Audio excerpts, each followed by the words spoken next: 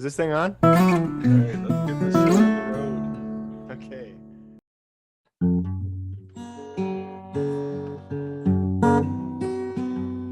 Welcome to the Coffee and Carving podcast, where we get together every day, once a week, and talk about the things that are most important to us, our coffees and our carvings.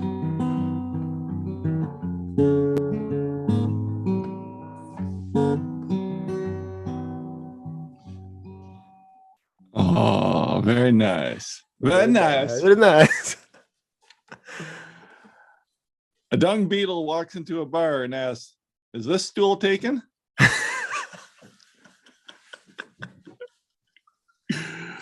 Oh, Oh no, it's official. They're getting worse. okay, that was too quick. One more. I'll give you one more. Okay. One more. A young father bursts into an emergency room and breathlessly wow, tough word It is. with a lisp. Breathlessly said to the receptionist, "My daughter has been injured in a peekaboo incident." The receptionist calmly replied, "No problem, sir. We'll send her to the ICU." Oh my gosh. That's horrible. Even worse. Podcast number 20. We are here. 20 podcasts in. Good stuff. Yeah. Hey. Woo. What are you drinking?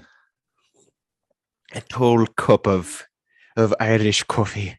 No, it's just that roaster whose name I always forget. That I mentioned my housemate does some photography for. But wait. Sabbath Roasters. Got it. Yep. Oh, yes. Yes. Ask me. What are you drinking? I'm excited. I'm back, baby.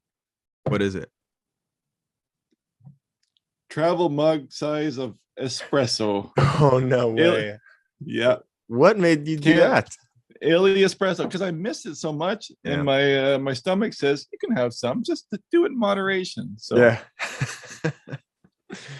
I love it. This is my first love, to be fair. Yeah. This to me is real coffee. Hmm. And now, why do I make such a big cup? I don't know. I should moderation would say like a normal double shot or something, but Right. You've got like, what do you say? Maybe 8 shots in that, or 16 shots? not 16, but a good 6 to 8. Yeah, A good healthy 6. good healthy 6 to 8. Yeah. What is that? 6 times 180, whatever. You've got a It lot of is caffeine. morning. We are recording in the AM today because old Dougie got a couple of days off work. Yeah. Gotta catch up on some using up some of last year's holidays still. So we are recording in the morning, and that's why I can have my espresso, because this is not an evening drink. This launches you into the workday. Oh, what have you been up to? Oh, Well, actually, I should wait. Today's coffee that's right. was brought to us by Billy, Mark, Shani, and unknown coffee buyer. Oh. So thanks to Billy, Mark, and Shani or Shani. I don't know how you say it, but we appreciate it nonetheless. Yeah, big givers. You guys have given 3 and 5 cups of coffee apiece. It's nice. Appreciate it. Almost makes it feel worthwhile. Yeah. So as far as what I've been up to, it's this big sauna sign, this polar bear sitting next to a sauna heater. And then next to that is the title of this sauna. It's called Southfield Family Sauna. So shout out to them if you're in the Metro Detroit area and you want to get in a sauna or a tub. And it's this giant red oak sign that my buddy started carving and just didn't finish. So it's been kind of a fun little endeavor burning it. So I think it's called Sugibon or something. Maybe I'm messing it up. Sugibon, yeah. It's the art of preserving wood by burning. Yeah. So I'm using a torch to burn the surface. And I think typically in Sugibon there's a brushing that happens, like you take a wire brush or some sort of a brush and brush off all the charred kind of summer growth rings, softer, and that makes the grain raise and look pretty neat. I'm just gonna use the excess char to hopefully mix in with the first coat of finish, and that's gonna fill in all the areas that are like, not totally burned that the torch couldn't get to. So yeah, that's the old time equivalent to creosote. Yeah. Used to paint her on. Do you feel that sign was more work than you bargained for? Well, it is in that, I thought I'd just clean it up here and there, and then just burn it and then clear coat it. But I ended up, so when Gabe did this, he used a router, it looks like, to route out the lettering for the sign. It's an outdoor sign. And so the font, the letters are huge. But when he did so, he started carving everything else back further and further and further. He decided that the font that he had made was so thin that if he had brought it back to the level of the base of the carvings, it would be too thin and fragile. So he left this area up, this mound for the letters to sit on. Hopefully I'm making myself clear here. And so he made the mound part of the design, and he left these hard lines around the font to let it levitate above. And the owner didn't like that. So the kind of time consuming part has been to bringing that level down and getting the texture nice and flowy. And then, it's been a bit more work, but I would still take this over. I mean, it's an incredible job to just be able to putz around and burn and whittle here and there and have it most of the bulk material, most of the mess taken care of. Is really nice. So I would take it. Yeah, and I ask you that because every time I've talked to you as of late, it's been that sign. Yeah, the sign. So I mean, it's been almost a week. I mean, I've done things in between it, but it's been almost a week of just coming in here and noodling around or fooling around, a little bit of noodling, but it's pretty much straightforward. Texturing this giant polar bear with Manpa, which is a power tool, carbide power tool, carving tool. It's awesome. If you haven't tried that thing out. When you're burning, have you figured out a way to burn into a crack or into a corner? Mm. Isn't it funny how when you try to blast flame into a corner, it actually reflects almost like it won't, you can't get that burn into those tight spots. Yep. You have to overburn the edges to get the burn into the corner. And there's got to be a way, I guess a tiny torch. Right. But when you're trying to blast it with a real torch, it's always deflects from those sharp edges. So exactly. And so that's why I end up using the char that builds up on the surface to mix with the clear coat, the first coat of clear coat. And I kind of create a slurry, and then I push that slurry into the corners. And that's kind of the way I've done carvings in the past, but we'll see how it works with this spar urethane. I'm going to thin it down. There's a specific thinner that's coming. I'm kind of waiting on that too. So I've got to have that before I ship this carving. But so that's pretty much been it as far as carving goes. Listening to podcasts and doing that, and music and FaceTiming old friends, because it's kind of this monotonous stuff. Like, it's a huge surface area. So it'll just be like one day of just removing this one area or bringing the background down, so kind of I guess another thing I did was I hand textured the background with a carving tool, and being that it's 6 foot by 3 foot, there's a lot of texturing. So that's basically it. Yeah, for the most part. I'm sure I'll think of something else when you start talking, as I usually do. But what about you? Are you shoveling any snow these days? Oh gosh, no, I've really kind of given up on it. I've got basically we've got probably 6 inches on the ground right now, but it's so light and fluffy that I've been able to drive over it, and no one's had any trouble. My 2-wheel drive vehicle and my family's vehicle seem to be doing okay on leases, and my housemate's got a 4x4 truck, so he's not worried. So I'm just being lazy for as long as I can until someone gets stuck, and then I'll probably end up having to shovel the whole thing. Yeah, well, I say that because we probably get pretty much the same weather, and we got a bunch of snow this week. It's been nice. It's been pretty. Yeah. Again, though, light and fluffy for sure, and it's just nice. Yeah. No real hardship. It's nice not having to go anywhere. Right. Like small town living, work is 4 minutes away, and everything else. Like the thought of going on a road trip does not excite me. For No. years, I used to drive north in the winter to go camping and stuff. And like, Yeah. I look out the window now. I'm just so thankful that I don't have to Yeah. go. Uh, Can see that. but what have I been doing this week? We talked about recording today. I said, what? I haven't done anything this week. And then I started writing a list and I got, oh, I've done quite a bit. Yeah. Hey, I took some carving lessons this week from a fella. Hmm. It was really interesting.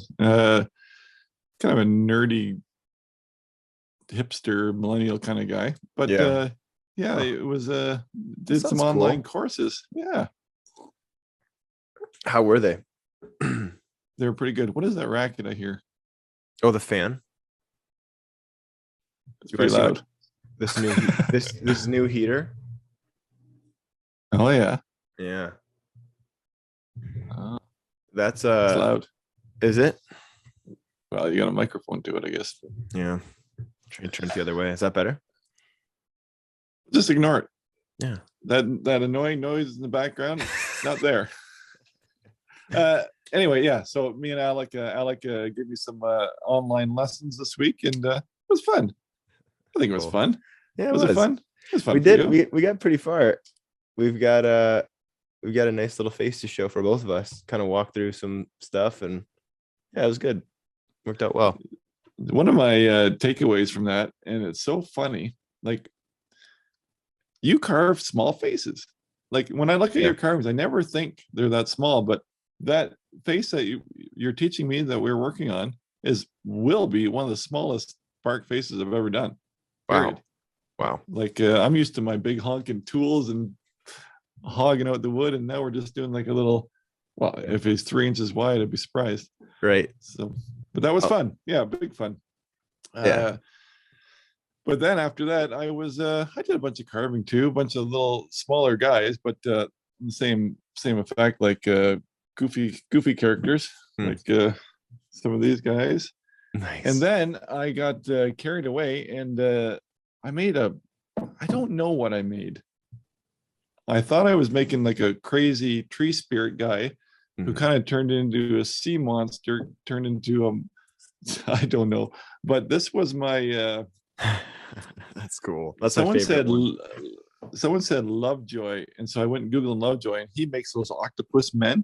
So this was supposed to be roots in a tree, right? Yeah. But then when I posted it, everyone was like, he looks like a cross between this whatever the Lovejoy character. He has a funny name, and Groot off of the Marvel movies, which you may know. Yep. So then, of course, I thought, well, I need to make a video this week, so I'll carve a Groot. So then I carved a Groot, and that's my Groot. That is awesome. And that's one of the best I've seen. If I kind of like it. I don't say that very often, but I had no desire to throw it in the wood stove anyway. So that's a big step. So that was a lot of fun, and I made a video, and it seems to people seem to appreciate it. And it's funny. We talked last week about how I got the Dremel, and again, it on these two in particular, you can see some of those deep little holes that I have under the roots and in the roots and stuff. And I used the Dremel for those, and it worked great. But again, that's down in the workshop, and I'm gonna shy away from it overall. It's not gonna be my go-to thing, but just in a case where you want to undercut something where there is no real tool, right? You'd have to make it look deep through painting and whatnot. So, right. I will. It's just gonna be a backup for when I want to get deep into something, or undercut something. But yeah, nobody really complained on the video. To this point, anyway, that I used a power tool, but it was only for 30 seconds. But yeah, so that is really what I've been up to. Fun story.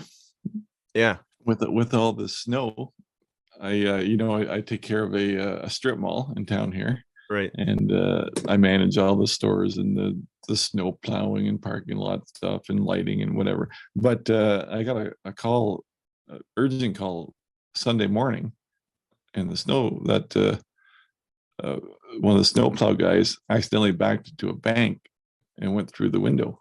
Oh no. I don't know. I'm trying to picture. I think maybe he was turning his little mini backhoe and the back bucket went through the window or something. Oof. And he broke the window. And so right away, he on his own, which I give him big credit for, he called the bank manager and he called the alarm company on the door, and he did everything right. He even lined up a contractor to put the plywood on. But Oh, he's calling me, and I'm freaking out, and I'm going over, just about to go over there, and we went through all this and made all these phone calls and all this jumbling that, and he calls me back again, and he says, "Yeah, about the bank, different bank." no. Yeah, the guy was half the town, and his employee called him, and they got the banks mixed up, and it wasn't my bank. Oh, So, goodness. Well, that's good news. so all that to say it wasn't the bank. But then the funnier part was that the owner of the mall, who lives far away from me, somehow an insurance company, again, just the lack of just the mixing up of the information. Right. The insurance company called the owner of the strip mall, and then they were calling me, asking me about that in the bank, and I'm like, it's not the how would you even find out, because it's not even this mall. Right. It was just, anyway, it was just a comedy of errors.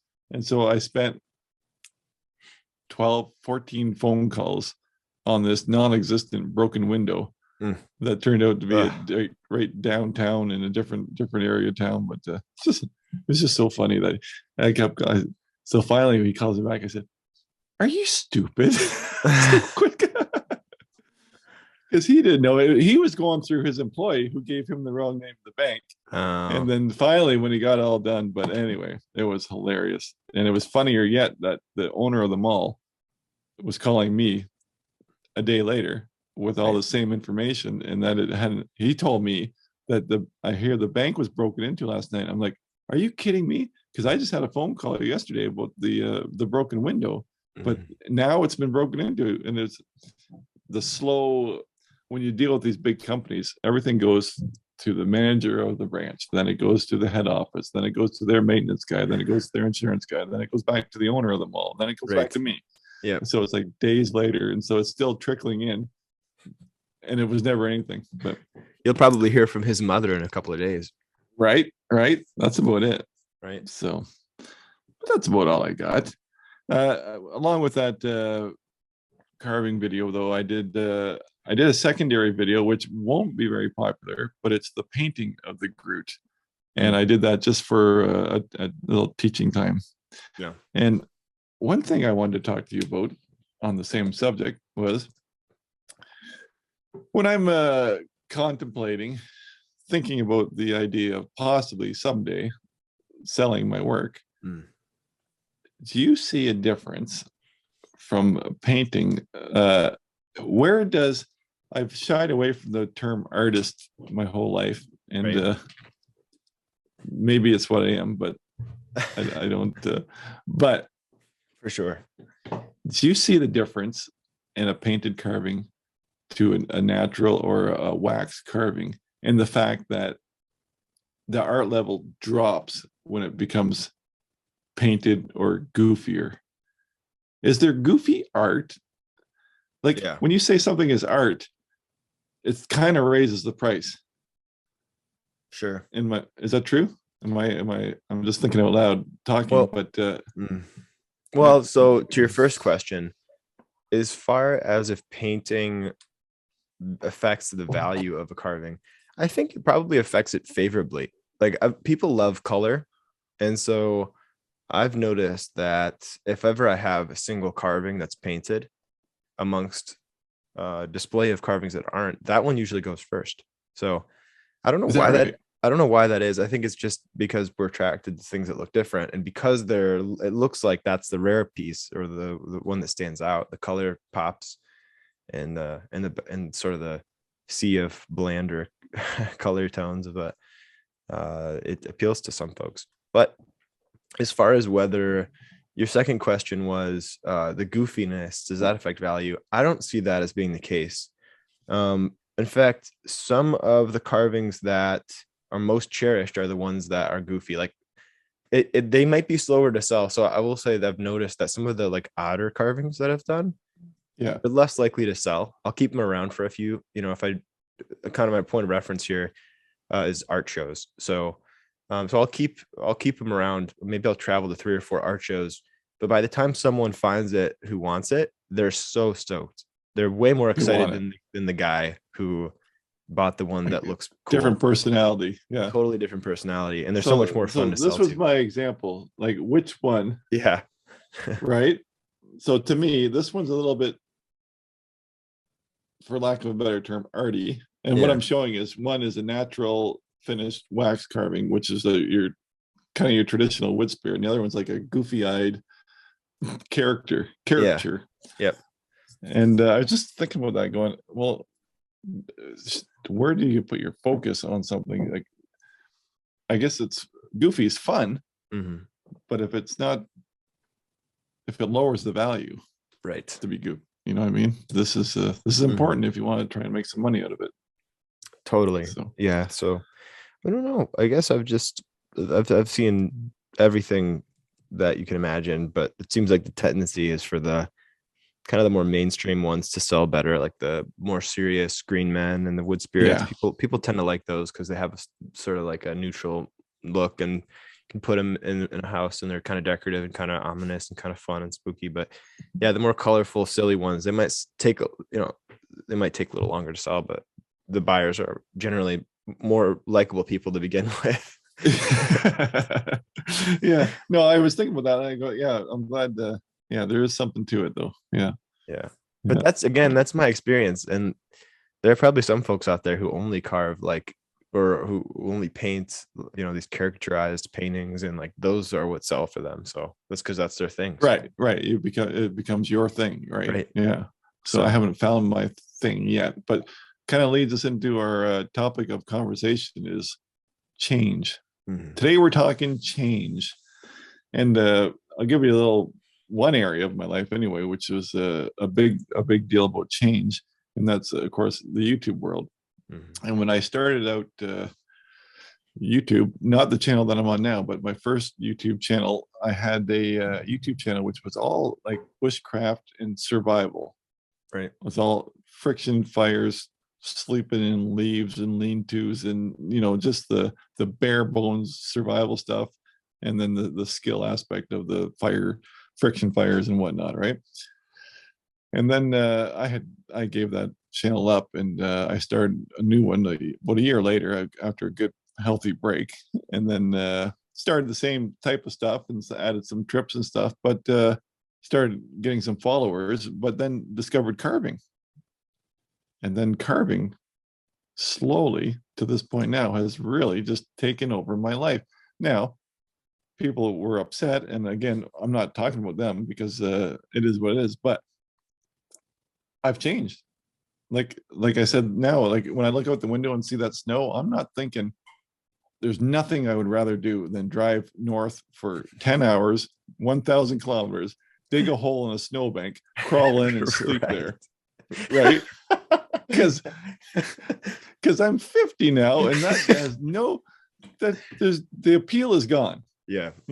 Things change, people change. And to put wood in the wood stove, carve a carving is the best thing I can imagine right now. Yeah. Drinking a coffee, carving. And sometimes I like to get some better company, but otherwise it's yeah. And I guess, to be fair, again, on the same point, I started out with a basswood caricatures, and really wanted to keep to minimal, one knife only, beginner friendly carvings and carving videos, and that's basically all I did for a couple of years. And I felt that, well, I did the job. Like I feel like I got people started, but I also felt that I was holding myself back and stunted myself for 2 years because I was watching carvers that that attribute me to getting them started carving just blow me out of the water, because they were free to do whatever they wanted. And everybody wanted the next simple, easy beginner video, which took up all my time to create. So I was stunted. But now that I've let myself go, I got into the bark, and now I'm doing the faces. And right now I'm camped out on faces, and I love it. Yeah. So I've changed again. Now, nothing is permanent, and I'm sure I'll go back to basswood, but right now this is my happy place, and you shouldn't have to apologize for change. It's good, right? So those are a couple of examples of what I was thinking about. Well, which kind of reminds me of a similar trajectory that I went through or have been on in the last few years. I remember meeting one of my wood carving kind of idols, somebody who I had been a fan of from a distance. If I'm being honest, I didn't know about him as a child. He wasn't like someone I looked up to for a long time, but it had been about, a couple of years of looking up to this guy and hearing, hushed tones of, Alec needs to meet Fred Cagelo. So I met Fred, and one of the things he warned me about was teaching. He said, if you teach so much that you don't actually get to carve, it'll hold you back. Yeah, there you go. And he said, you're losing out on a lot by putting all this effort into teaching.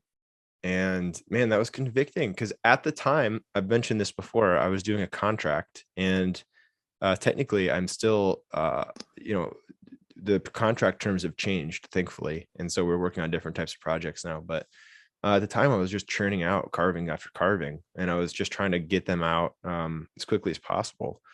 And there was some creativity lost there, like some inspiration, some growth that was lost there for the sake of efficiency and turning finished pieces. Now, there's absolutely something to be said for turning pieces that are fun and that are warm-up pieces that you can kind of test your chops on, or your skills on, or maybe just see what you can do within a certain time frame. I think that's a helpful exercise, just to set a timer and to see how much you can get done in a short period of time. But yeah, I was just turning out stuff just to get it done, and I wasn't inspired or excited. So I think one of the things that I learned from a friend of mine who's in the world of audio and video, he's like a media production guy.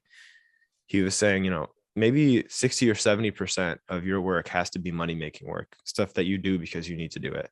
You have to have at least 30 or 40% of your work be like passion projects, things that grow you as an individual. So I've kind of always had, if you're in my shop, I always have like maybe 4 or 5 things going. I'm looking at 1, 2, 3, 4 pieces that are kind of sitting in the shop that I'm working on as time permits. Like this thing, I haven't worked on it in a while, but as time permits, I'm going to pick it up and I'm going to work on it. And that gives me joy. It makes me feel like at least I'm putting effort and energy toward a larger piece, something that I'm proud of, that I can bring to a show and say, yeah, this is something that I've been working on lately. Yeah, no, that's you're exactly right. And that's something that I should be doing, but alas, I have a couple jobs, and my free time is so small that I just do what I really, really want to do. Yeah. Right. I can't do those extra little things to build up unless I was doing it for a living. Right. Yeah. So, well, and I think you're building what I'm hearing you say, and tell me if I'm wrong, is you're like building that into your carvings, that thing of growing and learning. I've seen that, like with the work that you keep producing, each one seems to be better than the last. And so you're kind of building that sense of inspiration and excitement into each carving you're making. Yeah, well, no, for sure. But that only came after I said I have to let go of the beginner only carvings, because otherwise I'd still be churning out like little monsters, which are great, which are fantastic. Yeah. But like I said, I don't get to, the only time I get to up my game is now, when I'm just doing things not for teaching purposes, I guess I should say. Right. So, yeah. So that's kind of one area that I thought of. But and another thing that I mentioned before with regard to the topic change, like I grew a lot when I stopped. So I had this like sort of mindset when I was growing up that because I was lucky to have a lot of commissions come in. Like I do like 5 or 6 art shows in a season, and then I'd probably have like 20 or maybe even more commissions from people. I'd get like 5 or 10 or more per show. So, um, yeah, what ended up happening was I'd have so many orders, and beyond that, I'd probably get 50 requests at an art show, and I'd say no to most of them, right? So maybe only 10% I'm saying yes to. Well, as I got older, of course, these expenses increased. So what I noticed I started doing is saying yes to more things if they were financially, viable. And so what that pushed me to do is try new things. And I noticed I was actually more excited, even though I wasn't making as much money on some of these new projects as I was the ones that I was very experienced in. I was like more excited to try something that I hadn't done before and have some degree of failure or success. It didn't matter either way. I was more excited doing it. So, well, isn't that the case though? The first one, yeah, on a commission, the first one takes the longest, but you're not yeah, commissioned for the same thing twice. right. So the second one, Yeah. When am I going to the carve second another one, polar bear sitting next to a sauna, right? yeah, the Except for the second one would be sun. twice as fast, except for the fact that nobody wants it because they didn't Yeah. ask for it, right? Yeah. So, yeah. Well, that's great. Well, the best part is I've been making this giant 6 foot by 3 foot sign, and a couple of folks I told this story to about how I'm making it for this, sauna store basically, or sauna spa, and they didn't understand, and they thought like I was making this for my sauna. And I was laughing at them like, what do you think? I'm going to put a 6 foot by 3. Do you realize it's bigger than the dimensions of my sauna? It would literally extend past the walls. Huge. So, yeah. No, I think it's funny too that people would think that I'd spend that much time on a sign for the sauna that I've already put too much time and energy into. But Hear my dog stretching. no, Oh, he just made the big groaning and growl. I hear it once in a while in the videos too. But anyway, yeah, no, change happens in all of us, and I understand that people follow along and they're upset when something changes. But nothing's forever. I know I've followed YouTubers and even your favorite TV series or whatever. It ends because it can't go on the same. It has to change. And yeah, that's part of growing up. Otherwise, we'd all still be in our parents' basement. Yep. Farting around. Yeah. And that's it's all part of life. Do you have anything to add? I thought of a couple of things, but I won't belabor them. Like college for me too. I was in school, and I was a fairly good student, and I liked college, and I liked most of my courses. I transferred to a small business college, and I hated it. From a community college. I was just going on the cheap. I was paying my way through, actually paying for half of it. My parents put up some cash as well, which was very helpful, but it's community college, so it's not expensive. But I transferred to a little private business college, which was a rude awakening in two senses. The first was that it was so expensive. It was like I couldn't bear to pay those bills, those quarterly bills. And the other thing was it was a mostly adjunct run school, so the professors were kind of like part-time. They mostly had jobs, and they part-time taught, and they were just so torn. They had absolutely no way of keeping track of everything they needed to keep track of. They were bad at teaching, most of them. I'm glad I didn't say the name of the school because I don't want to badmouth them, but it was just horrible. And so around that time, COVID hit. And by the way, I am not that young. I went back to school at like age 22. So I was probably, 25 at the time, taking a little bit of a lighter load, and couldn't afford to pay anymore for the remodels of my home, which I was undergoing. I'd basically built a studio, remodeled my living room, kitchen, and yeah, I just couldn't afford that and paying for college at the same time. So I had to pick between one or the other, like this online school that I was starting, putting this effort into it. And I decided I would take the knowledge that I had gained from school, and also the things that I learned not to do from school. The online courses I took at this private business college were so bad. I thought about all the things that I hated about it, and I tried to avoid those things in the school. the carving school, and so I think it probably improved the school. But that change, that shift of going to get a degree, which I don't recommend to most people. I think if you don't have like a game plan, you should probably stay in school because I was a bit I had something that like to go to from school, thankfully. But yeah, that was a big shift, but it was ultimately a very positive one, so which I'm glad I made. That would be a very easy decision for me to make. Yeah. Yeah. I am a terrible student.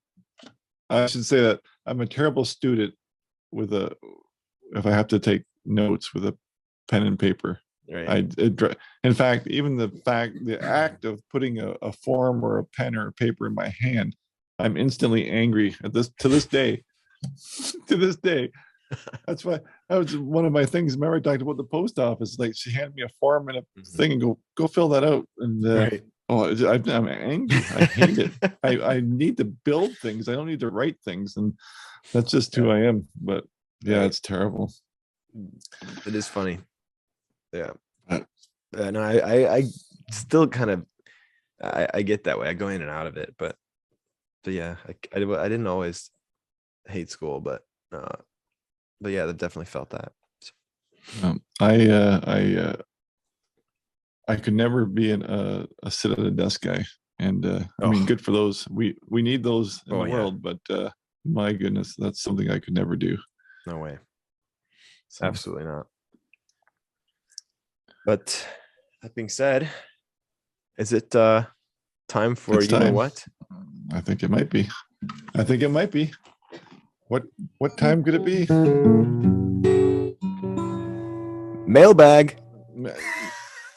He didn't even say it. You rushed it. You stopped at a different spot.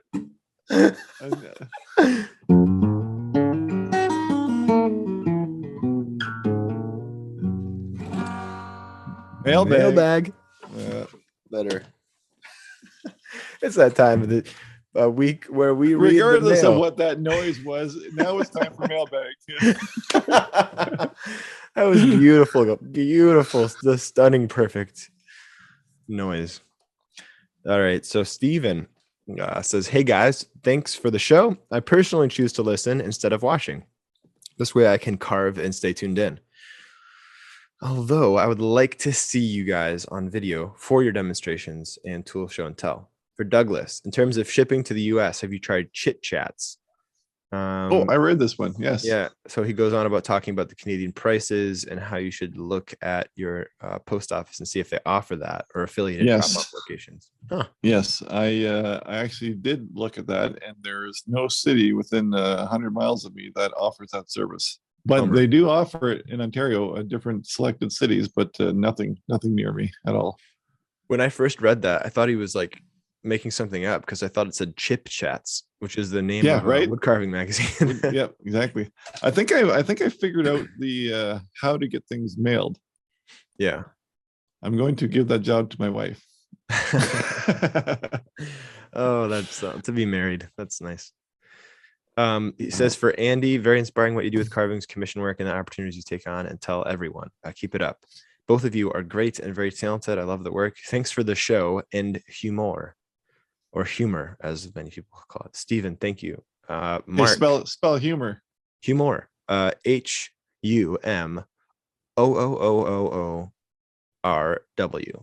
No, HUMOUR.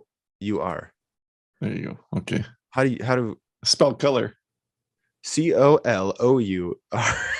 There you go. I'm doing it the Canadian way because I don't want to. Attaboy. I don't want to get in trouble. Okay, hey guys, this is from Mark, by the way, our boatman, yes. our good pal who we both envy. Wow, another mention and follow up from a previous email. Many thanks. Great show as usual. The one sheet boat sounds like a lot of fun. He's talking about the project that Doug took on, making a boat in the day out of sheet ply, and he said he's going to try that for sure. Ultimately, I'd like to build a canoe, but like you said, it's having the time to put into such a project. Love the British accent, Alec. You sounded like that's high remark, or those are high points from a guy from the UK. Alec, you sound like a sweet little old man Would have liked to have seen the buffalo you're working on. What you call not good, we'd all find amazing, I'm sure. Thanks, Mark. And it really wasn't. If I had it nearby, I would show you. It's on a shelf, but keep up the great work, guys. My question for the week is about the possible trip to find cottonwood bark that you mentioned. Is it good land to camp, and will it be part of the trip? Would love to see you guys in the wilderness hunting bark, carving by the campfire come evening time. What's Alex's camping experience up till now? Is that something you'd like or would loathe? Might be nice to have Mr. Linker and Alex young lady along for the ride as well, maybe. Mark, many thanks. Oh, and I'm 49 and can't wait to see the new Spider-Man movie. There you go, Mark. Hey, come on, brother. That makes me happy. All right. So please send in your emails if you too would like to see Spider-Man so we can convince Doug. Or don't. Or don't. Hey, I just carved a Marvel character. That's true. I had to look him up, but yeah. That's good though. That's he's coming around. But as far as camping for me, I go out once a year to collect bark, and when we do that, we often camp. And my thing is I'm a big car camper, not a big tent camper. I enjoy camp tenting when the seasons are appropriate or when the temperature's right, but usually it's not. And I much prefer sitting in a car. I just feel more comfortable. Sleeping in a car rather, sitting in a car. So I actually made a platform bed for my Honda, that Element, and I slept in that for a couple of, actually I think the last trip that we went on, time before last, but anyway. See, I kind of like that.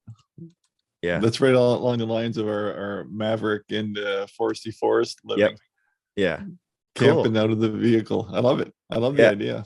No, you don't have to be Survivor Man all the time. Right. Yeah. I'm glad you said that, because as I was saying it, my camping friends, their voices were ringing in my ears because they, my housemate is more into camping, and you catch some flack for sleeping in the truck, but it's just, to me, it's so much more fun to look up through the sunroof and see the stars at night and not worry about bugs attacking you. So okay, anyway. Well, listen, let's just get this out in the open. Yeah, this is the truth. Yeah, I spent a decade playing Survivor Man, survival skills, bushcraft. Like I said, sleeping in piles of leaves, sleeping in snowbanks, sleeping under piles of sticks. Where do you think on a trip, like, which one would get you a better night's sleep?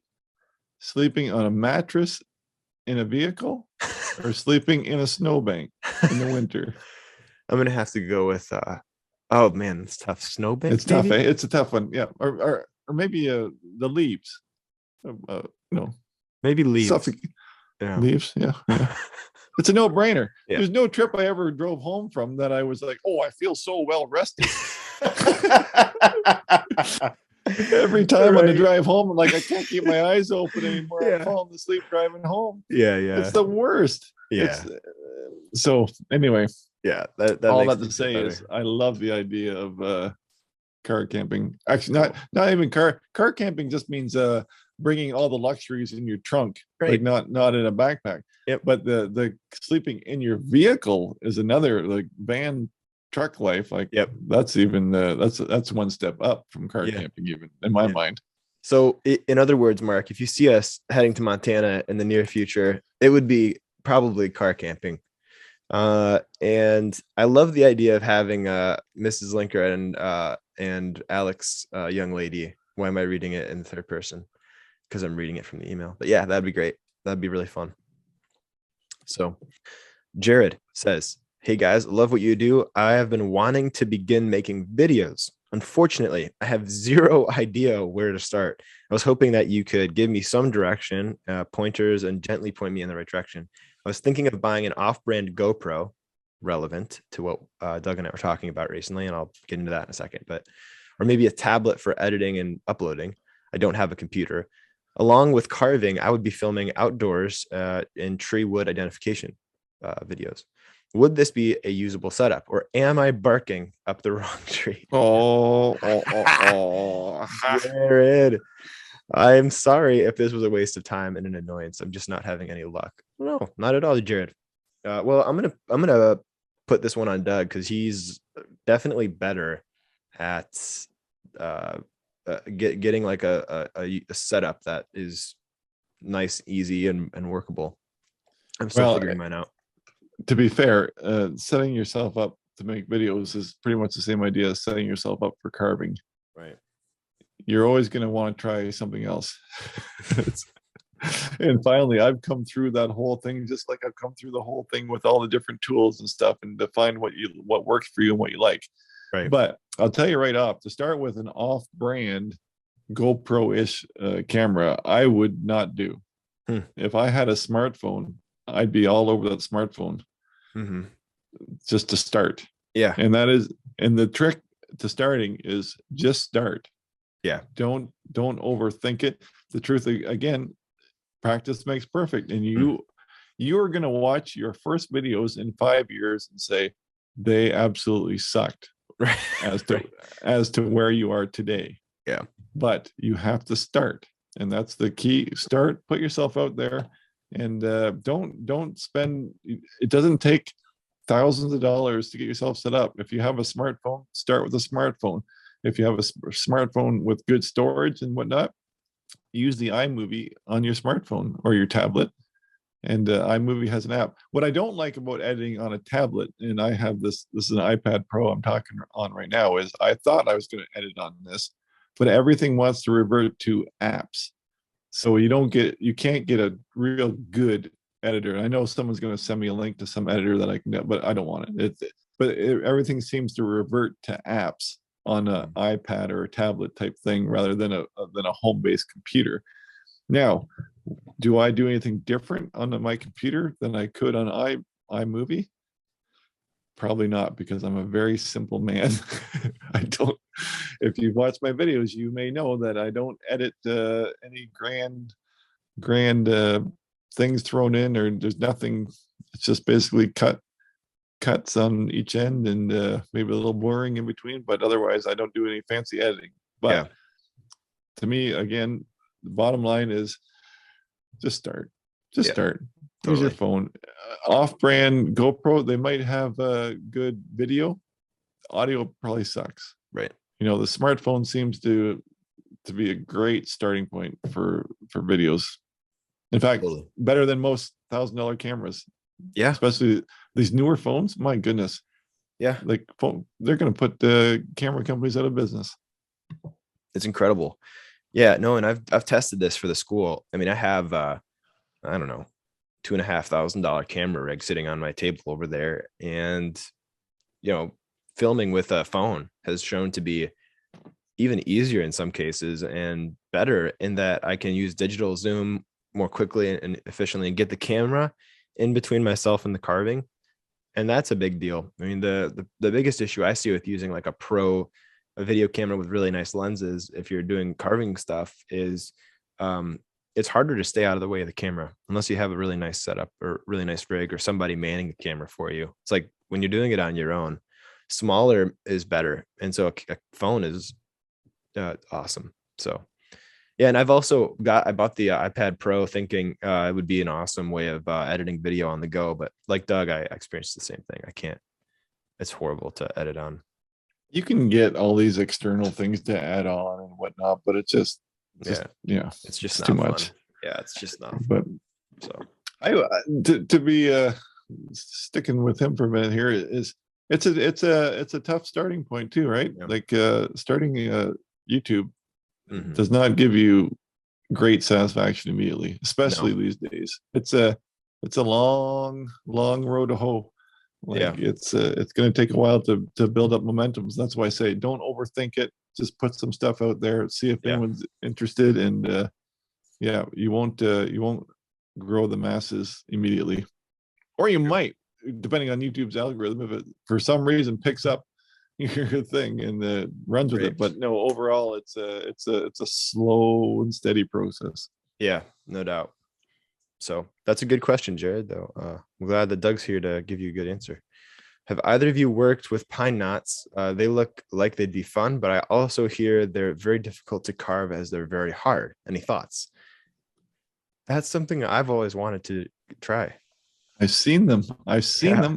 But I've never actually. I don't even know how, because they're usually weathered. Is it something more like a driftwoody, or where do the pine knots come? Because I always see like they're always a split off, and they're all weathered already.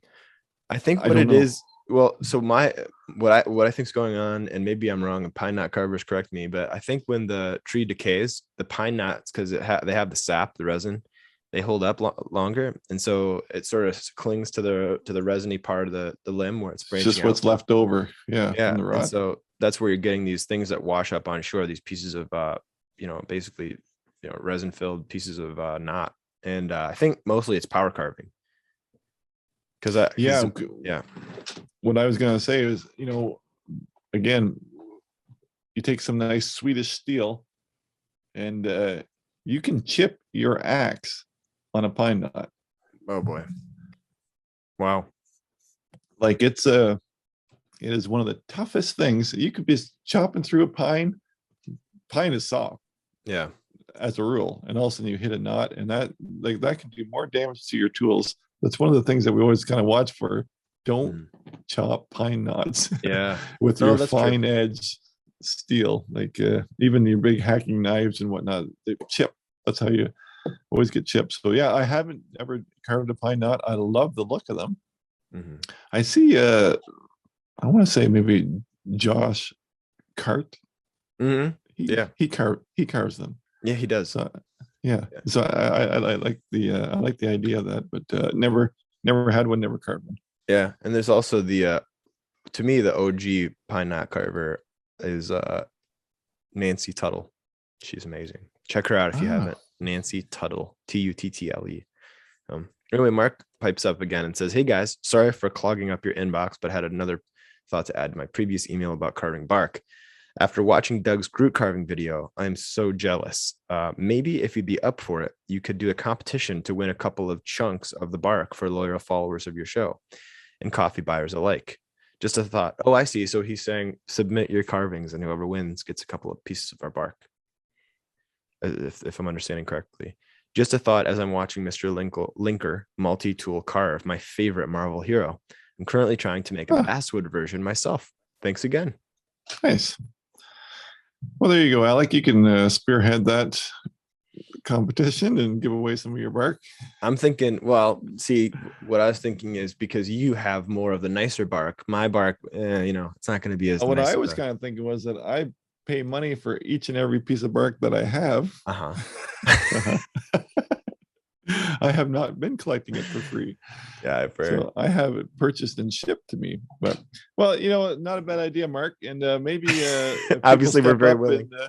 If people step up and make this podcast a financial endeavor that is makes it possible. Yeah, makes it possible to afford such an extravagance. But yeah. If it doesn't come out of our grocery money, then yeah, that's the thing. That's exactly right. We'll talk down the road. All right, good idea though, Mark. We're lowly woodcarvers here. Yeah, that's it. That's beautiful. That's mailbag. That's mailbag for the day. Thank you guys for the contribution. Nice. That's cool. Well, then now moving right on up, he's grabbing his guitar, but I don't know why. I don't know why, but he's doing it. New intro. Here we go.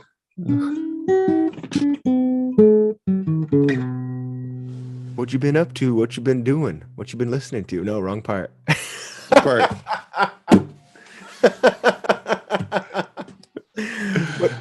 We're gonna make a little list of I have one. Service. I have one somewhere. Here is we're doing the artist of the week. Artist of the week. Did you just remove yourself with that intro? I'm gonna edit that previous part out. You probably won't. No, I won't. I definitely won't. No, you won't. For sure you won't. That's what makes it good is the mistakes. Well, since we can't identify what an artist is, and people keep calling me that by mistake. I'm bringing in something from left field here, which is fun to me. And I would say she's an artist. Now, some may say this is not art. I think it is art. But my pick of the week is a weaver of leaves and vines, and her name is Susie Greaves, and you'll find her on Instagram under Foraged Fibers in the UK. Foraged Fibers. Susie is a collector of all things weeds and grasses, and she dries them, and she will braid them, and she will weave them into little teeny tiny little fairy baskets, and they're cute as anything. You need to look them up. Foraged Fibers. I keep saying that wrong. Yeah. Foraged Fibers on Instagram, and she makes all kinds of basketry and weaving out of all different colors and shapes and sizes of plants that she forages on her own and dries, and then she will braid them and weave them, and super cool. Yeah, so I'm calling her the artist of the week. That's awesome. Yeah. Well, my artist of the week is a wonderful another guy from the UK who's got a fantastic accent, and he needs all the help he can get right now. He's not doing very well on his Instagram. He's only gained, I think, 51,000 followers in the last few months. So, but his name is, so kind of give him a little shout out here. But Steve Winterburn is. He does need your help. Yeah. Yeah, I know. So, yeah, just kind of helping the little guy out here. But all kidding aside, he is one of my favorites to watch, because he's mostly working in this like plasticine, like oil-based clay, non-hardening. And what's really neat is he loves to document the process of carving these awesome or sculpting, shaping these wild animals. But what's shocking about him is how good he is at everything. I mean, of course, he does these fantastic wild animals, like I said before, or even, like pets, whatever. But then he does incredible portrait work, like really beautiful, realistic, full-size statues of people doing stuff. Like he'll do these public works. And anyway, yeah, dinosaurs. I mean, he's just so dang good. I don't know what he can't do. And I love the way that he kind of documents the work that he does. He puts a lot of effort into just sharing what he does and teaching people.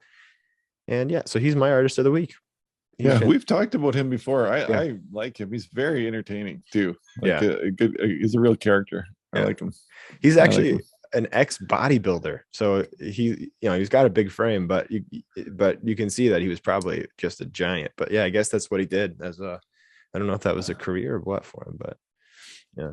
But the neat thing is he does these castings and like all kinds of, like, even some rare metals like silver, and super super cool to watch how he'll turn a clay piece into a beautiful like bronze casting.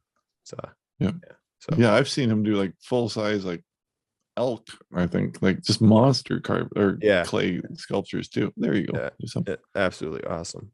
So he's great. Steve Winterburn, like winter and burn as in fire burn.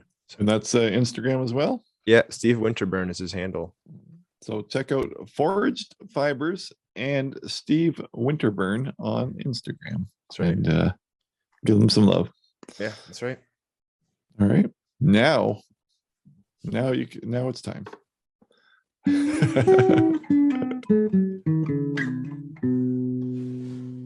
What you been listening to? What you been taking in? What you been reading? We need a better intro, but that's good. Hey, that intro sucks, but nice job. No, I don't mean that, but I like the train whistle idea if it didn't blow out the mic. Where's your guitar, Doug? Why don't you? I did buy a guitar once. Did you? Yep. I tried to play with these club fingers, and I didn't enjoy the process. Yeah. But okay, way off subject again. But I still that was 20 years ago. My son, two of my kids play guitar. Oh, really? And my daughter actually is taking it in school next semester. That's fun. But so there must be something to it. But I still, after I bought that guitar and gave it away to a kid, I still have a desire to buy, because I keep getting these videos popping up of the strum stick Have you seen a strum Oh stick? yeah, those are cool. No wrong notes. Yep. All the Yeah. chords are just the only frets that are given make a nice sound. Right. And it's just no wrong notes. So No. looks like fun, but Yep. something I don't have time for either. But I think they're cool. Yeah. No, you can kind of get that effect with the guitar if you tune it the right way. You can do there are some open tunings that, well, it's not as easy as not, you can still hit a wrong note. But yeah, you can tune your guitar down into these fun open tunings where all you need to do is bar, meaning take your finger and put them across all the frets and get a really cool like sound going. So There you go. What I've been up to, I have to think about this because I haven't done a lot of watching and whatnot, but I did go in my history, yeah. and I see I went on a tangent one night, another late night tangent. And have you ever heard of Daryl's house? No, I'm gonna look him up though. Daryl's house is well, this is probably way beyond your years, but Yeah. when I was in the 80s, it was Hall and Oates Yeah. was a group. And so Daryl Hall was half of Hall and Oates. And Mhm. now Daryl Hall has it looks like I don't know what it is, if it's like a lodge or a restaurant or something, but he brings in all these guys to play with him. And it's fantastic. So for example, Daryl Hall, he always steals half the lines of these famous people's songs, and they share the song and whatnot. But it's fun. Like he's had Joe Walsh, Rick Emmett from Yeah. Triumph, Yep. who I got here, Cheap Trick, Billy Gibbons, ZZ Top, Tommy Shaw of Styx, and on and on. And it's really fun. It was really fun to watch. And like I said, it's probably mostly people from the 80s. But I mean, when I saw Rick Emmett playing Magic Power, like that's the one you want to listen to. Right. Rick Emmett from Triumph, which is a Canadian band. The Magic Power, or the power, yeah, Magic Power of music. It's fantastic. Really well done. So that is my media choice of the week for you. But like I said, slim pickings on my end. Yeah, no, I think I've seen Daryl Hall and Joe Walsh do something together, some YouTube thing, or it was posted to YouTube at least. But I've also seen him. Joe Walsh still can. I mean, he still can rock. He's good. Yeah, I think that must have been from an American TV show. Probably, yeah. And these are clips that are put on YouTube, but we've never had it here. So yeah. But yeah, for me, it's funny. The beginning of the week, I was watching a lot of I'm still kind of watching videos on building saunas, even though I'm kind of done with it for the most part, as far as like the main stuff. Yeah, so just watching other people build saunas has been like kind of an addiction. That's the worst though. These are things that, I should have done it that way. Exactly. After the fact. Yeah. Right. Yeah. Well, absolutely. Yeah. There's no doubt. I feel that. But then there's a lot of so kind of thinking about, I don't know how I got on this train of thought, but I needed a haircut. I wanted to trim, but I didn't really want to book a haircut. I didn't want to book an appointment. It's kind of a hassle, and it's expensive. It's like $40 to get a haircut in the nearest town to get a nice $40. Yeah, it's expensive for a man. Yeah. So you go to a hairdresser, not a barber. No, I go to a barber. Is that right? I do. I go to a barber, like a male barber, it's a mostly male oriented barbershop, but it's like a nice one. And a lot of my friends work there. And so I go to support. Actually, my neighbor works there and he's really good at cutting hair. But I just didn't feel like spending the money on it. So I went to my girlfriend and said that, I'd love if she could gain the skill of cutting hair, if she'd be interested. And she was like, well, that's funny because I used to cut my friends' hair in college and high school. So I said, perfect. So we set up in here and she started to cut my hair, and I think she accidentally bumped my sideburn. And so there was like a little V cut in my sideburn and it went up a little high. So at that point, it was kind of game over for having long hair. So I took my shaver and I started to go ham up in the side of my head, and I accidentally shaved way too much, way too high. I thought so you did that yourself. Well, so I made this mistake here. See how high the shaved part go? For those people who are watching, that how the fade goes from the side of the head shorter to longer. Well, in this case, it's just all short to the very top.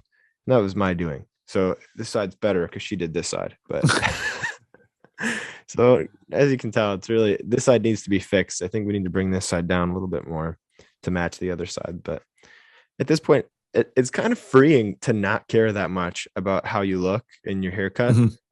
And I also feel good saving $40. So, and I shouldn't say $40 all the way. Actually, Seth, my neighbor, if you're looking to book a haircut and you're in the Metro Detroit area, Rochester Kingsfield Grooming is the place.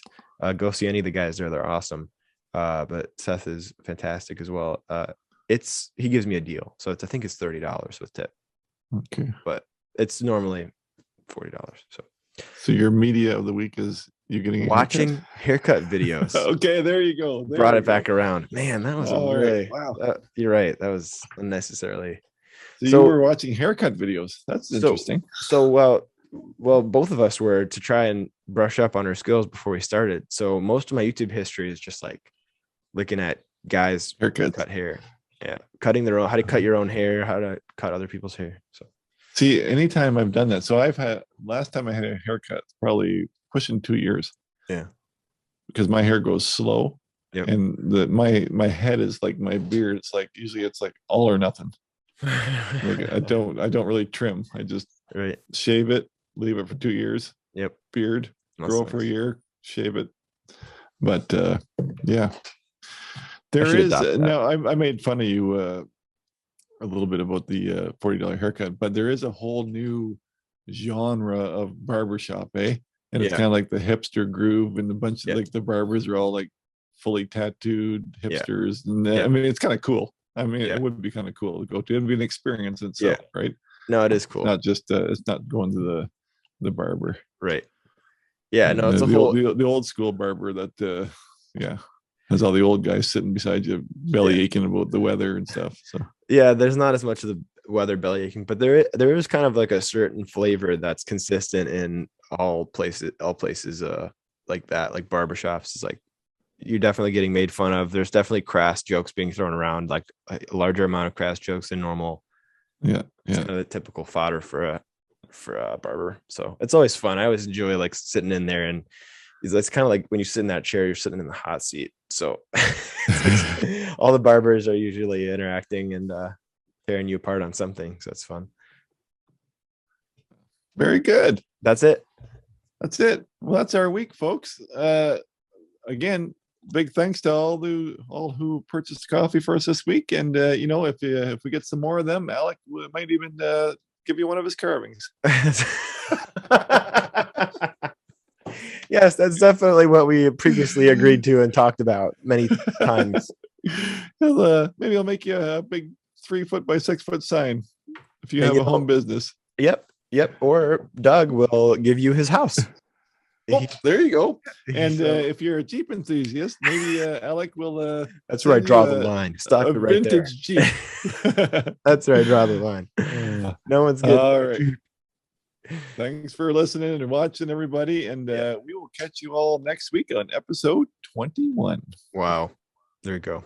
Take your vitamins. Please. No. Bye.